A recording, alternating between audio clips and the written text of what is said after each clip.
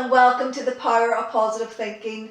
My name is Emily Whelan and I'm here to help you learn to grow and develop a more positive mindset. And this week we're going to talk about how we can learn to deal with negative or challenging people. And we have a lovely lady that's written into me with a particular situation that she's currently struggling with. And this is an email that comes from Suzanne. And Suzanne writes, "Dear Emily, I have a relation that I've been finding it difficult to get on with for years. At every family event, this person always seems to go out of their way to push my buttons and annoy me. This person is not someone that I would ever spend any time with, as I find them extremely rude, arrogant, and they seem to get off at other people's expense, and they are constantly putting me down with unkind remarks. They never have a nice word to say about anyone, and it's always jeering and making fun of other people, and I can't seem to be able to have a normal conversation ever with this person. I have a family event coming up and I'm dreading meeting this person, as I always seem to be seated somewhere near them. I'm starting to feel anxious and annoyed already at the thought of being in the same room as them. I just get so angry and annoyed to the point where I want to explode. My partner tells me to just ignore this person, but I just can't seem to do that because this person seems to just push my buttons every time. Have you any tips or advice? Thank you, Suzanne." Well, yes, Suzanne, I've got lots of tips and advice that I'm going to share with you today. And just thank you so much for writing in. I'm really happy to receive this email. So there are a few things that you can do here, Suzanne, in this situation. First of all, at the moment I feel that you're very much living in the land of reaction. And when you're reacting to situations or behaviours, you actually lose control of the situation because you lose control of yourself and your own behaviour, and you actually more or less are handing the power over to those that are, getting on your nerves or offending you. So I want you to think about how you're reacting to these situations. You can then choose to respond rather than react, because once you choose to respond, it automatically puts you back in the driver's seat, and you can choose to respond in a more healthier and a more appropriate way. So I want you to ask yourself, how can you respond to this person or this situation in a more positive way? You have to understand that in some way, you're allowing yourself to be controlled by the situation every time you go into that reaction. Every time you choose to respond instead of react, it opens up so more choices that are available to you that maybe you just didn't see because you were constantly reacting all the time. So, for example, you could choose to respond by ignoring this behaviour. Even though it annoys you, by just accepting that this is the way, the nature of this person, and just be an allowance of their behaviour, and just try not to react or respond in any emotional way, can be a tactic.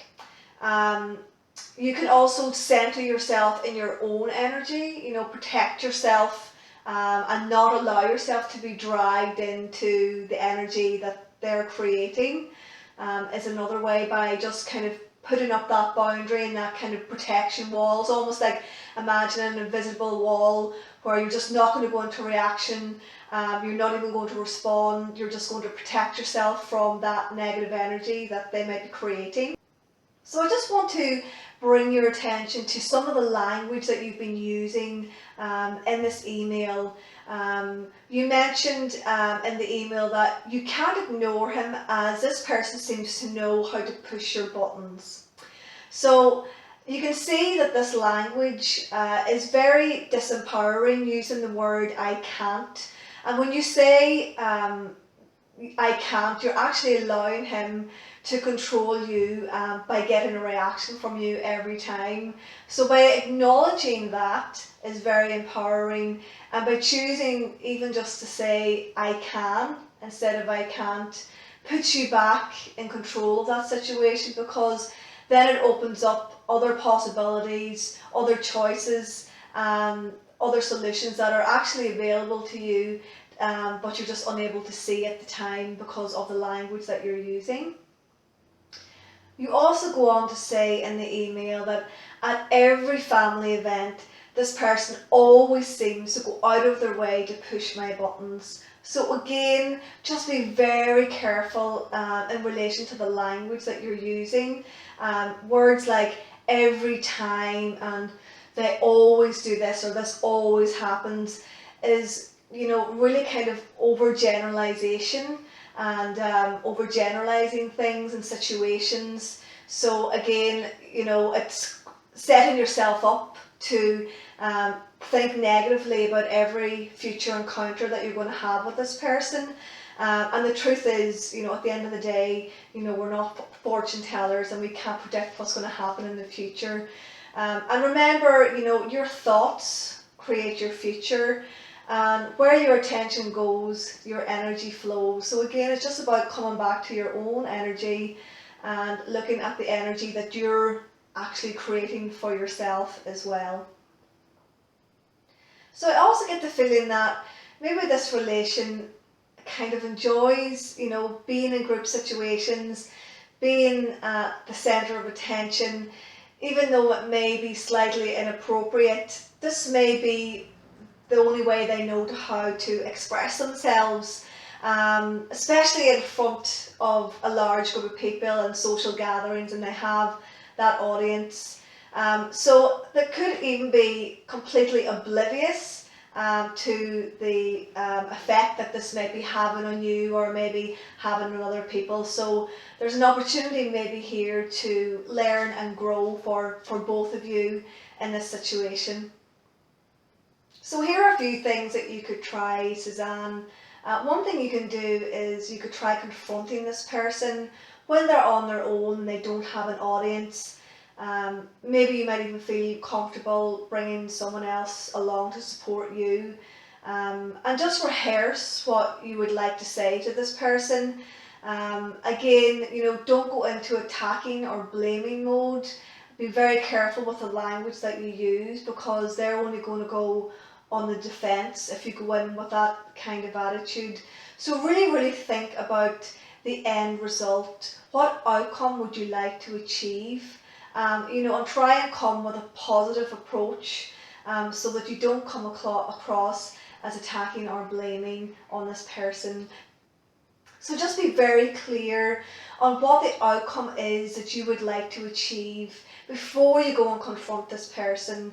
It might be that you just want to be treated with some more respect. It might be that there are certain comments or there's a certain attitude that you would like to address that has hurt your feelings in the past. What is it specifically that is annoying you or hurting your feelings, and be able to communicate that in a calm, assertive way. You could approach the conversation by saying things like, it hurts my feelings when you say such and such. This is a much more effective way of communicating because you're making it more about you and you're not necessarily attacking or blaming them. You're directing it towards your feelings and where you're coming from. And this is really about an opportunity of how we can teach people how to treat us, because that's what we need to do. We need to put boundaries in place, and some people just are not aware of those boundaries, and we need to teach that and express that so that they know, what is okay behaviour and what is not okay behaviour. So another idea might be just to take your partner's advice and just completely ignore this person and their behaviour. Sometimes we have no control over the situations we are in, but we do always have control over our reactions and our attitude to situations and to people. So just imagine yourself as being the rock in the stream. When other people are upsetting you or annoying you, just allow them to crash their waves against you. Do not go into the land of reaction. Do not lose control. As soon as you do that, you have lost your power and you are handing that power back over to them. So just be the rock in the stream. Maybe you could also ask to be seated far away from this person. You know, very often at large family gatherings like weddings and parties and things like that there's also the opportunity where they put a seating plan in place, so maybe you can take advantage of this and just very discreetly ask to be maybe moved to the opposite end of the room, or even if there is no seating arrangement, maybe you can just mingle in the other end of the room so that you can avoid that confrontation, you can avoid being around this person so that you don't go into that reaction and you can enjoy the rest of your evening. Or you could call them out on their behaviour. In your email you also said that they never have a nice word to say about anyone, and they always are jeering and making fun of other people and can't seem to have a normal conversation ever. So again, if you find that this person is directing this conversation towards you, or you're in their company at the time, call them out on it. Put those boundaries in place. This is a perfect opportunity for you to teach this person how to treat you. And here's an example of what you could say in that situation. You could say something like, I don't feel comfortable having this conversation with you, or it makes me feel very uncomfortable having this conversation about other people behind their back. And just leave it at that. That's all you need to say. Believe me, they're going to be probably embarrassed, and it's just going to bring that behaviour to their attention as well. They may not have even been aware that they were hurting other people in the process. So again, a great opportunity for you to establish those boundaries and teach people how to treat you and respect you. And if you have more respect for yourself, they will have more respect for you as well. And by learning to assert yourself also helps you feel more confident, and it also grows your self-esteem. So there's lots of many benefits from taking the opportunities to teach each other how we can learn and grow from these situations. So I'm going to leave you with just one more idea to think about. I'm just going to bring you back to the email that you wrote.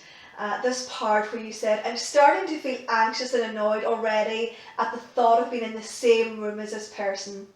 So again, I just want you to come and think about, your own behaviour, the role that you're actually playing in this scenario yourself, and ask yourself, how can I own my behaviour?